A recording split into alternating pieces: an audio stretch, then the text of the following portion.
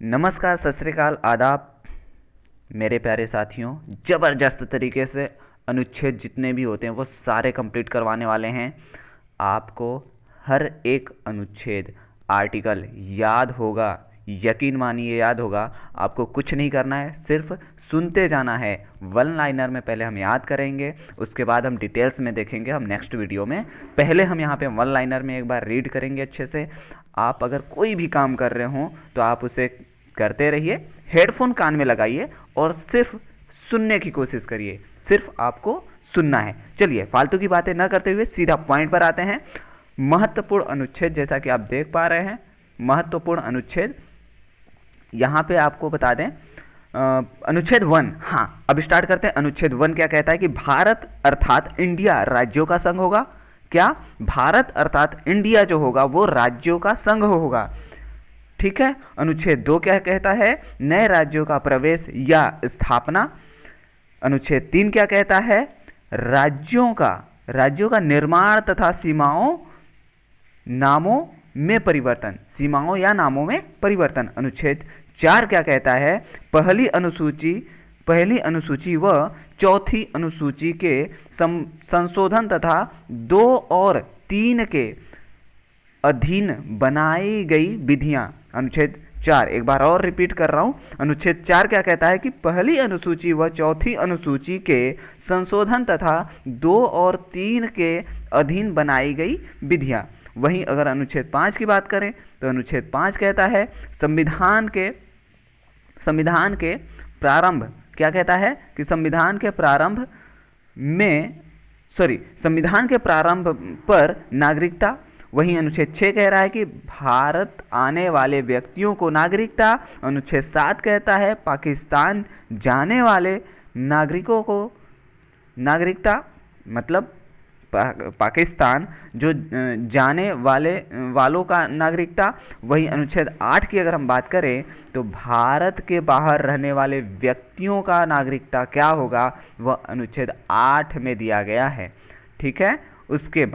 उसके बाद अगर हम बात करें अनुच्छेद 9 की, अनुच्छेद 9 में क्या कहता है? विदेशी राज्य की नागरिकता लेने पर नागरिकता का ना होना। यहाँ पे क्या कह रहा है? आपको इस चीज़ को समझना पड़ेगा।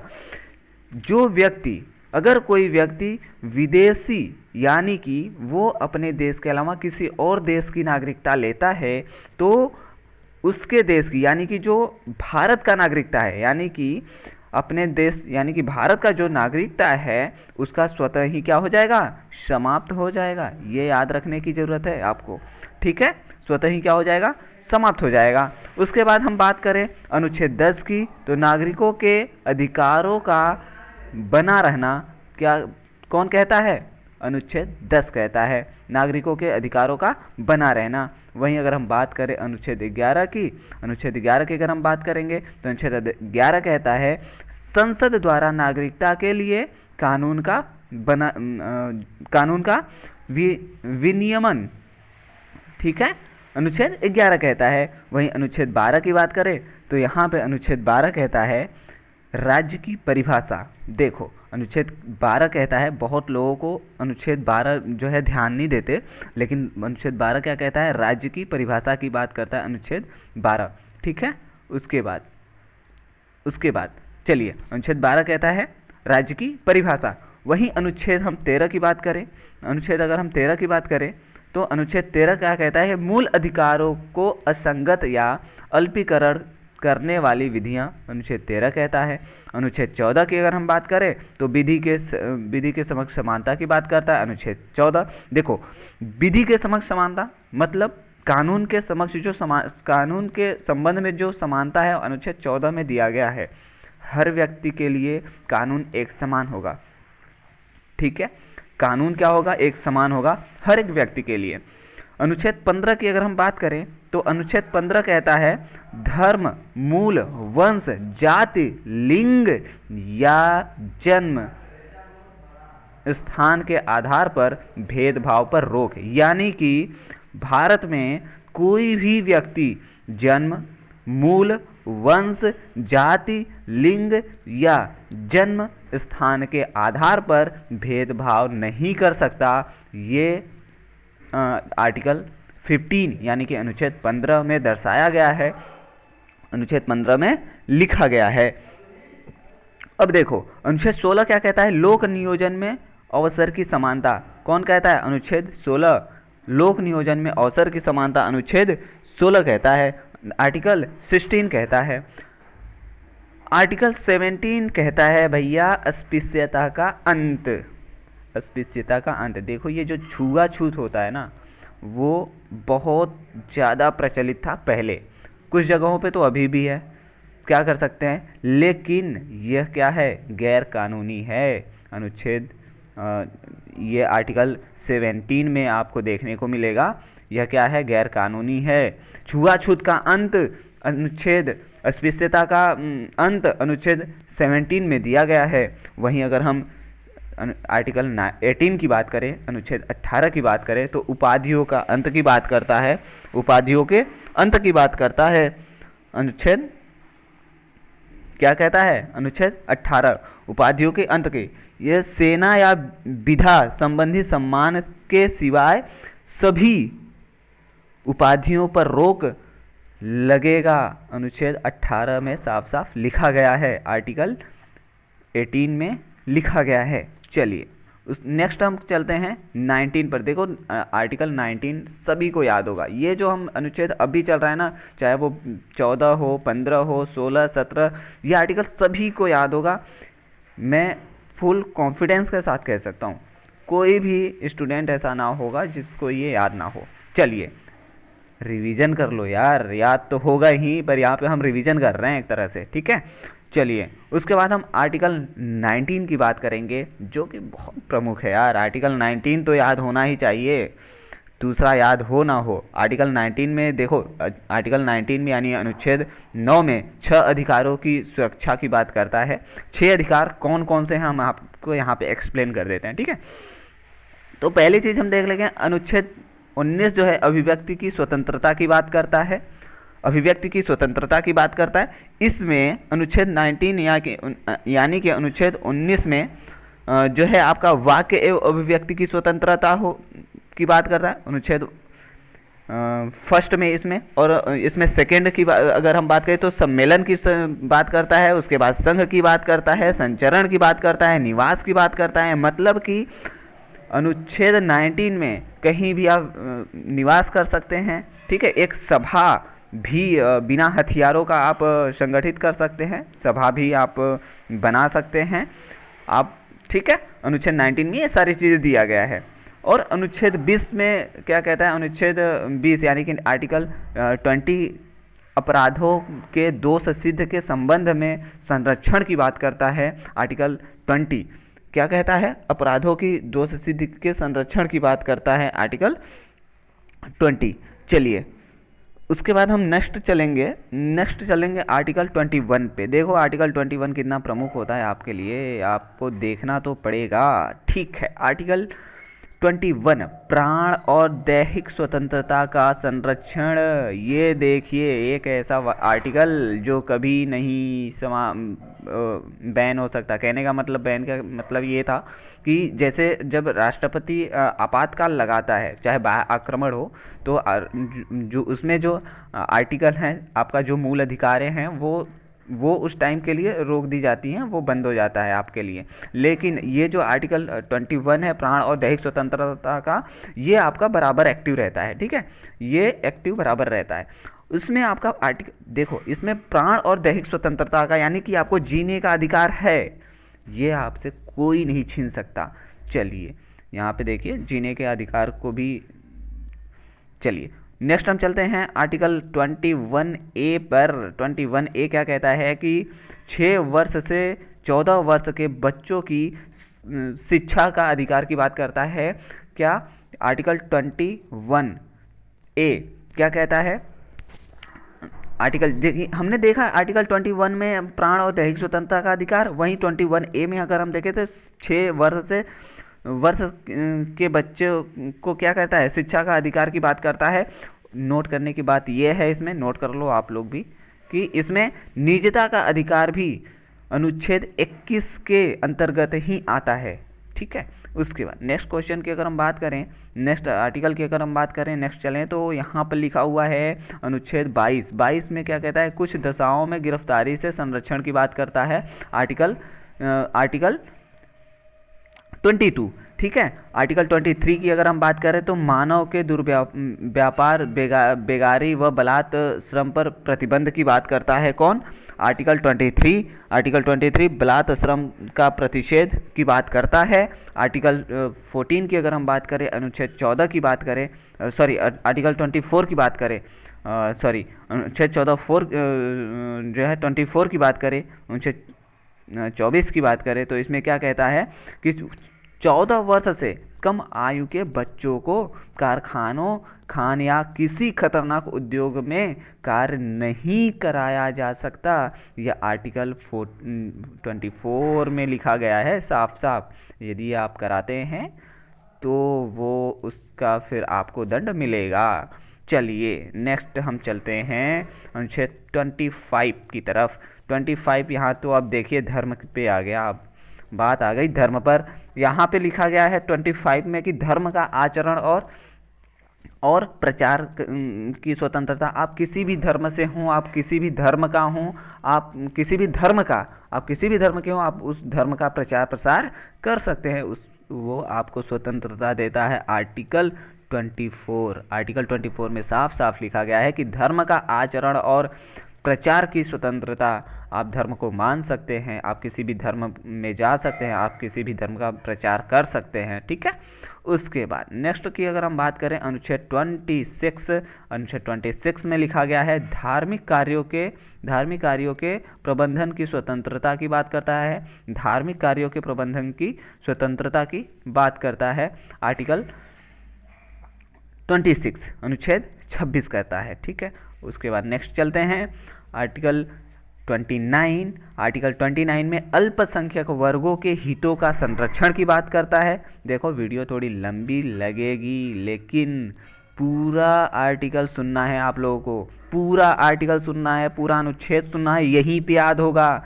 बार बार सुनिए, बार बार हेडफोन कान में लगाइए। आप कोई भी काम कर रहे हों, चाहे आप बॉयज़ हों या गर्ल्स हों, कोई फ़र्क नहीं पड़ता, आप सुनते रहिए। कोई भी काम कर रहे हो, चाहे खाना बना रहे हो, चाहे कुछ भी काम कर रहे हो।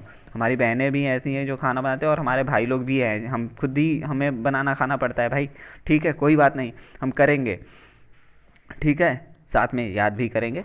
कान में हेडफोन लगाइए और सुनते रहिए। चलिए नेक्स्ट चलते हैं। 26 अनुच्छेद 26 की बात करें तो धार्मिक कार्यों के प्रबंधन की स्वतंत्रता की बात करता है। वहीं अनुच्छेद 29 की बात करें तो अनुच्छेद 29 बात करता है अल्पसंख्यक वर्गों के हितों का संरक्षण। अल्पसंख्यक वर्गों के हितों की संरक्षण की बात करता है अनुच्छेद 29। वहीं अनुच्छेद 30 यानी आर्टिकल 30 की बात करें तो शिक्षा संस्थाओं की स्थापना और प्रशासन करने का अल्पसंख्यक वर्गों का अधिकार की बात करता है। ये किस में दिया गया है, अनुच्छेद 30 में दिया गया है। वहीं अगर हम अनुच्छेद 32 की बात करें, देखो अनुच्छेद 32 जो है आपके लिए बहुत ज़बरदस्त हो जाता है। यहाँ पे अनुच्छेद 32 में क्या कहा है, अनुच्छेद 32 में लिखा गया है साफ साफ कि आपको यहाँ पे सभी के लिए समान न्याय एवं निःशुल्क कानूनी सहायता, ठीक है, व्यवस्था राज्य सरकार करेगी। मतलब आपको यहाँ पे अनुच्छेद 32 में मूल अधिकारों को प्रवर्तित कराने के लिए उच्चतम न्यायालय जाने का अधिकार आपके पास होगा। ठीक है। और इसमें उच्चतम न्यायालय में आप किसी भी तरह का, चाहे बंदी प्रत्यक्षीकरण हो गया, परमादेश हो गया, प्रतिषेध हो गया, उत्प्रेषण, ये सारे अधिकार आपको इसमें अनुच्छेद 32 में मिल जाते हैं। इसमें आपको, अच्छा हाँ, इसमें आपको सुप्रीम कोर्ट, आप सुप्रीम कोर्ट में इसके तहत अनुच्छेद 32 के तहत आप सुप्रीम कोर्ट में जा सकते हैं, है ना। अनुच्छेद 32 के तहत आप कहाँ जा सकते हैं, सुप्रीम कोर्ट में जा सकते हैं। और उसी में अगर हम बात करें, सॉरी हमने यहाँ पे शायद गलती कर दिया। हाँ, अनुच्छेद 32 में क्या दिया है, संवैधानिक उपचारों का अधिकार की बात करता है। संवैधानिक उपचारों की बात करता है जिसमें आपका न्याय जो है बंदी प्रत्यक्षीकरण हो गया, चाहे परमादेश हो गया, चाहे प्रतिषेध, उत्प्रेरण, ये सारी चीज़ें आपको अनुच्छेद 32 में आप सुप्रीम कोर्ट में अनुच्छेद 32 के तहत जा सकते हैं। और अगर वहीं हम हाई कोर्ट की बात करें, हाई कोर्ट की अगर हम बात करें तो हाई कोर्ट में आप जो है 226 आर्टिकल एक है 226, उसके तहत आप हाई कोर्ट में जा सकते हैं। ठीक है, हाई कोर्ट में आप जा सकते हैं। चलिए उसके बाद अगर हम बात करें अनुच्छेद, नेक्स्ट अनुच्छेद क्या है आपको दिख रहा होगा, 39 है ना, 39। चलिए 39 में अगर हम देखें तो अनुच्छेद 39 क्या कहता है, अनुच्छेद 39A यहाँ पे लिखा गया अनुच्छेद 39A। अनुच्छेद 39A हम देख लेते हैं कि सभी के लिए समान न्याय एवं निःशुल्क कानूनी सहायता की व्यवस्था राज्य सरकार करेगी। क्या कौन करेगी? राज्य सरकार करेगी। सभी के लिए निःशुल्क कानूनी व्यवस्था राज्य सरकार कराएगी। अनुच्छेद 40 कहती है ग्राम पंचायतों का गठन। देखो अनुच्छेद 14 में आ गया ग्राम पंचायतों का गठन की बात करने लगा अब अनुच्छेद 14। ठीक है, आर्टिकल 14, चलो सॉरी आर्टिकल 14, आर्टिकल 40 अनुच्छेद 40 है ना, सॉरी थोड़ी मिस हो रहा है, उसके लिए क्षमा चाहते हैं।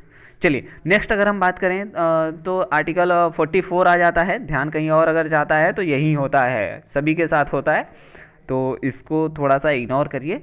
ध्यान दीजिए सिर्फ अपने आर्टिकल्स पे कि आपको आर्टिकल्स याद होने चाहिए और बाकी तो सब होती रहेंगी। ठीक है, उसके बाद अनुच्छेद 14 की अनुच्छेद 40 की बात करें, अनुच्छेद 14 की बात करें तो ग्राम पंचायतों का गठन की बात करता है। वहीं अनुच्छेद 44 बात करता है समान नागरिक संहिता की, और वह आर्टिकल 28 कृषि और पशुपालन संगठन की बात करता है। वहीं आर्टिकल 48A में क्या लिया गया है, पर्यावरण, वन तथा वन्य जीवों की रक्षा। देखो क्या संविधान बनाने वाले ने क्या गजब बनाया है कि यहाँ पर चाहे वो पर्यावरण हो, चाहे वन्य जीव हो, चाहे कोई भी हो, चाहे मनुष्य हो, हर किसी के लिए, हर किसी के संरक्षण के लिए एक ज़बरदस्त कानून बनाया गया है। सोचिए इससे अच्छा और क्या चाहिए, है ना। चलिए उसके बाद नेक्स्ट अगर हम बात करें, नेक्स्ट आपका ये नेक्स्ट चलेंगे अनुच्छेद 29 पे, अनुच्छेद 49 पे। अनुच्छेद 49 क्या कहता है, राष्ट्रीय स्मारक स्थानों और वस्तुओं का संरक्षण। अनुच्छेद 50 की अगर हम बात करें तो कार्यपालिका से न्यायपालिका का पृथक्करण, मतलब कार्यपालिका और न्यायपालिका क्या होगी, अलग अलग होगी। इसमें कोई हस्तक्षेप एक दूसरे में बिल्कुल भी नहीं करेगा, बड़ी बात है, स्वतंत्र हैं कि चाहे वो कार्यपालिका हो चाहे न्यायपालिका हो, क्या हैं, स्वतंत्र हैं। चाहे वो विधायिका हो, सभी स्वतंत्र हैं। चलिए उसके बाद अगर हम नेक्स्ट पेज चलें तो नेक्स्ट है आपका अनुच्छेद हमने कहाँ तक देखा, कार्यपालिका और न्यायपालिका का पृथक्करण अनुच्छेद 15 में है भाई, अनुच्छेद 50 में है। ठीक है, अनुच्छेद 50 अनुच्छेद 50 में दिया गया है। वहीं अनुच्छेद 51 की बात करें तो अनुच्छेद 51 में है अंतर्राष्ट्रीय शांति और सुरक्षा। वहीं अनुच्छेद 51A में दिया गया है मूल कर्तव्य। अनुच्छेद 51A में दिया है मूल कर्तव्य। अनुच्छेद 51 अनुच्छेद 52 की अगर हम बात करें तो देखो ये आर्टिकल भी याद कर लेना आप। अनुच्छेद 52 में भारत का एक राष्ट्रपति होगा, ऐसा प्रावधान अनुच्छेद 52 में दिया गया है। देखो वन लाइनर हम याद कर रहे हैं, इसका अगर विस्तार से अगर हम पढ़ेंगे तो काफ़ी लंबा हो जाएगा। और हम बहुत जल्द आने वाले हैं कैमरे पर, बोर्ड पर, बिल्कुल प्रॉपर ये बहुत डिटेल्स में पढ़ाएंगे, बहुत ज़बरदस्त तरीके से, पूरा बिल्कुल कॉन्सेप्ट क्लियर हो जाएगा। अभी सिर्फ एक बार आप देख लो, ध्यान में बैठा लो, अपने दिमाग में बैठा लो बस आर्टिकल्स, बहुत आसानी होगी फिर चीज़ों को समझने के लिए। अनुच्छेद 52 में क्या कहता है, भारत का राष्ट्रपति। अनुच्छेद 53 कहता है कि संघ की कार्यपालिका। अनुच्छेद 53 क्या कहता है, संघ की कार्यपालिका। अनुच्छेद 53 बात करता है क्या, संघ की कार्यपालिका। अनुच्छेद 54 की बात करें तो अनुच्छेद 54 बात करता है राष्ट्रपति का निर्वाचन कैसे होगा, अनुच्छेद 54 इसकी बात करता है। ठीक है, अनुच्छेद 55 की अगर हम बात करें तो राष्ट्रपति की निर्वाचन प्रणाली की बात करता है, अनुच्छेद 55। वहीं अनुच्छेद 56 की अगर हम बात करें, अनुच्छेद 56 की बात करें तो राष्ट्रपति की पदावधि की बात करता है। अनुच्छेद 57 पुनर्निर्वाचन के लिए पात्रता किसकी, राष्ट्रपति की। राष्ट्रपति का पुनः निर्वाचन होगा, उनकी क्या पात्रता होगी, इसकी व्याख्या करता है अनुच्छेद 57। कौन, अनुच्छेद 57 यानी कि आर्टिकल 57। वहीं आर्टिकल 58 की अगर हम बात करें तो राष्ट्रपति निर्वाचित होने के लिए अर्हताएं मतलब योग्यताएं की बात करता है। ये राष्ट्रपति निर्वाचित होने के लिए उसके अंदर क्या योग्यताएं होनी चाहिए उसकी बात करता है। और अनुच्छेद 60 की अगर हम बात करें तो राष्ट्रपति की शपथ की बात करता है। अच्छा, राष्ट्रपति को शपथ कौन दिलाता है, ये आप सभी कमेंट सेशन में कमेंट में लिख कर बताएंगे, कमेंट करके बताएंगे। चलिए नेक्स्ट हम चलते हैं अनुच्छेद 61, अनुच्छेद 61 की अगर हम बात करें तो राष्ट्रपति पर महाभियोग की बात करता है। अनुच्छेद 61 राष्ट्रपति पर महाभियोग की बात करता है। वहीं अनुच्छेद 63 की अगर हम बात करें तो राष्ट्रपति का भारत का उपराष्ट्रपति, देखो अब यहाँ पे भारत का उपराष्ट्रपति की बात कर रहा है, ठीक है, भारत के उपराष्ट्रपति की बात कर रहा है, तो ये भारत में एक उपराष्ट्रपति भी होगा, उसका प्रावधान अनुच्छेद 63 में दिया गया है, ठीक है। अगर आपसे क्वेश्चन पूछ ले कि भारत का एक उपराष्ट्रपति होगा, ऐसा प्रावधान किस आर्टिकल में, किस अनुच्छेद में दिया गया है, तो अनुच्छेद 63 होगा, आर्टिकल 63 होगा, ठीक है। उसके बाद आर्टिकल नेक्स्ट हम चलते हैं आर्टिकल 64। आर्टिकल 64 में लिखा गया है उपराष्ट्रपति का राज्यसभा का पदेन, यानी कि उपराष्ट्रपति का राज्यसभा का पदेन सभापति होना, ये आर्टिकल 64 में दिया गया है। आर्टिकल 64 में याद कर लो। उसके बाद आर्टिकल 65 में दिया गया है राष्ट्रपति के पद की रिक्त पर उपराष्ट्रपति के कार्य, किसमें दिया गया है, आर्टिकल 65 में दिया गया है। आर्टिकल 65 में दिया गया है। आर्टिकल 66 में क्या दिया गया, आर्टिकल 66 में उपराष्ट्रपति का निर्वाचन, आर्टिकल 66 में दिया गया है।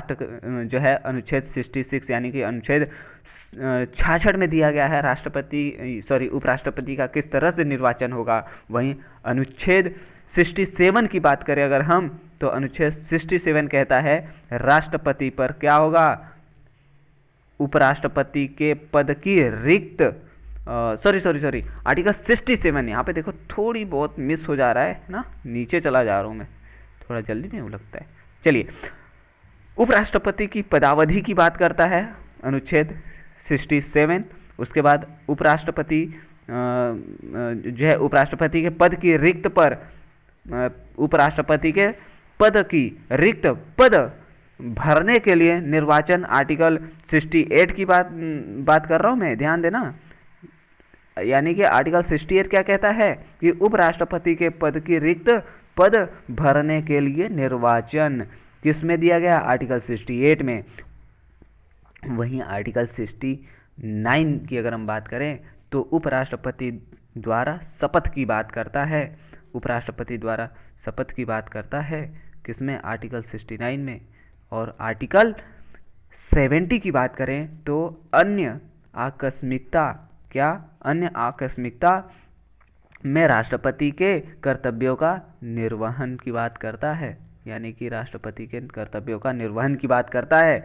वहीं अगर हम बात करें अनुच्छेद 71 की 71 की, तो राष्ट्रपति और उपराष्ट्रपति के निर्वाचन संबंधित विषय की बात करता है अनुच्छेद 71। वहीं अनुच्छेद 72 की बात करें तो क्षमादान की शक्ति है, ठीक है, क्षमादान की शक्ति की बात करता है अनुच्छेद 73। देखो क्षमादान की शक्ति, अच्छा, फांसी एक ऐसी सजा है जो अगर किसी को फांसी दी गई है, अगर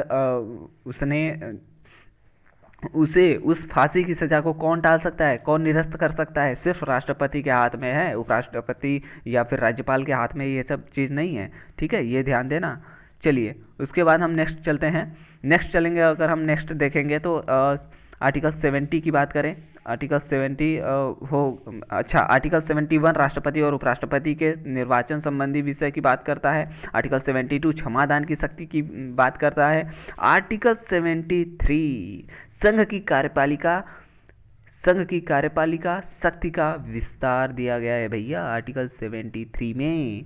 वहीं आर्टिकल 74 यानी अनुच्छेद 74 की अगर हम बात करें तो राष्ट्रपति को सलाह देने के लिए मंत्रिपरिषद होगा, ऐसा आर्टिकल 74 में। ये भी सभी को याद होगा मुझे लगता है, ये आर्टिकल तो सभी को याद होंगे। राष्ट्रपति को सलाह देने के लिए एक मंत्रिपरिषद होगा, ठीक है। और नेक्स्ट अगर हम बात करें आर्टिकल 75 की, मंत्रियों के बारे में उपबंध दिया गया आर्टिकल 75 में, देखो है ना। उसके बाद आर्टिकल 76 की अगर हम बात करें, अनुच्छेद 76 की बात करें, तो भारत का जो है महान्यायवादी होगा। आर्टिकल 77 जो है यानी कि अनुच्छेद 77 की बात करें तो भारत सरकार के कार्य का संचालन की बात करता है, ठीक है। वहीं अगर हम बात करें 78 की, अनुच्छेद 78, आर्टिकल 78 राष्ट्रपति को जानकारी देने के लिए प्रधानमंत्री के कर्तव्य, यानी कि प्रधानमंत्री का यह कर्तव्य होगा कि वो राष्ट्रपति को जानकारी दे। राष्ट्रपति को क्या दे? जानकारी दे। तो वो अनुच्छेद 78 यानी कि अनुच्छेद 78 में दिया गया है भैया, साफ साफ ध्यान देना इस चीज़ को। संसद का गठन, अब देखो यहाँ पे संसद कैसे, अच्छा संसद किससे बनता है? राज्यसभा, लोकसभा, है ना, और राष्ट्रपति, यही तो संसद बनाते हैं। इसमें इसी से संसद बनता है। जब तक इनमें से कोई एक की कमी होगी वो संसद पूर्ण रूप से नहीं माना जाएगा। तो यहाँ पे कह रहा है कि संसद की बात करता है तो आर्टिकल 79 संसद का गठन की बात करता है, आर्टिकल 79। वहीं आर्टिकल 80 बात करता है राज्यसभा की संरचना यानी कि राज्यसभा का गठन। वहीं आर्टिकल 81 कहता है लोकसभा की संरचना यानी कि लोकसभा का गठन। देखो अब यहाँ पे एक चीज़ ध्यान देना, सबसे छोटा क्या है? लोकसभा। उसके बाद ऊपर क्या है? अपर हाउस क्या है? राज्यसभा को अपर हाउस कहते हैं, लोअर हाउस को लोकसभा कहते हैं। और जब वो दोनों बनते हैं तो संसद का निर्माण होता है, प्लस राष्ट्रपति तो है ही, ठीक है। तो सबसे छोटा है 81, उसके ऊपर जब जाएगा तो ये देखो नंबरिंग में अगर हम बात करें, नंबरिंग में थोड़ा माइनस होते जा रहा है ना इसमें जो है। और तो आपको इस तरह से ध्यान समझ लेना चाहिए, याद करने के लिए आप थोड़ा सा ये ट्रिक टाइप का बना लेना, बस ध्यान में रहे, इस चीज़ को ध्यान में रखना। छोड़िए, चलिए नेक्स्ट चलते हैं आर्टिकल 83 पर, संसद के सदनों की अवधि की बात करता है। आर्टिकल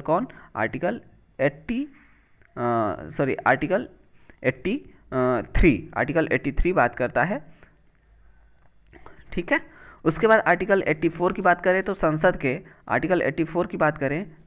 संसद के सदस्यों के लिए अर्हता, संसद की सदस्यों के लिए क्या योग्यता होगी वो आर्टिकल 84 में दर्शाया गया है। चलिए नेक्स्ट अगर हम बात करें आर्टिकल 84 के बाद आर्टिकल 85 पे चलेंगे। आर्टिकल 85 कहता है संसद का सत्रावसान और विघटन कौन करता है? वैसे राष्ट्रपति करता है, और क्या। चलिए नेक्स्ट अगर हम बात करें, ठीक है, नेक्स्ट बात करें 87 की। 87 अनुच्छेद आर्टिकल 87 कहता है राष्ट्रपति का विशेष अभिभाषण कहाँ पे? संसद में ही तो होता है। चलिए ये देखो कॉमन सेंस की बात है, ये चीज़ ना ध्यान रखना आप लोग। उसके बाद नेक्स्ट अगर हम बात करें 88 की बात करें तो 88 सदनों के बारे में मंत्रियों और महान्यायवादी अधिकार, यानी कि ये सदनों की बात करता है, सदन की बात करता है। चलिए उसके बाद हम अनुच्छेद 89 में चलेंगे, राज्यसभा का सभापति और उपसभापति की बात करता है 80। और आर्टिकल 90 की अगर हम बात करें तो आर्टिकल 90 बात करता है उपसभापति का पद रिक्त होना या पद हटाया जाना। चलिए ये फाइनली कंप्लीट हो गया। यहाँ पे हम वीडियो को समाप्त करेंगे। आप लोगों को अगर अच्छा लगे ना तो आप लोग शेयर, लाइक, सब्सक्राइब कर लेना, ठीक है।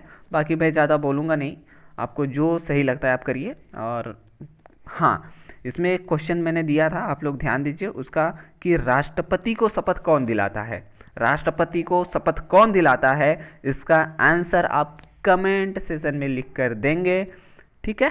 तब तक के लिए नमस्कार, जय हिंद।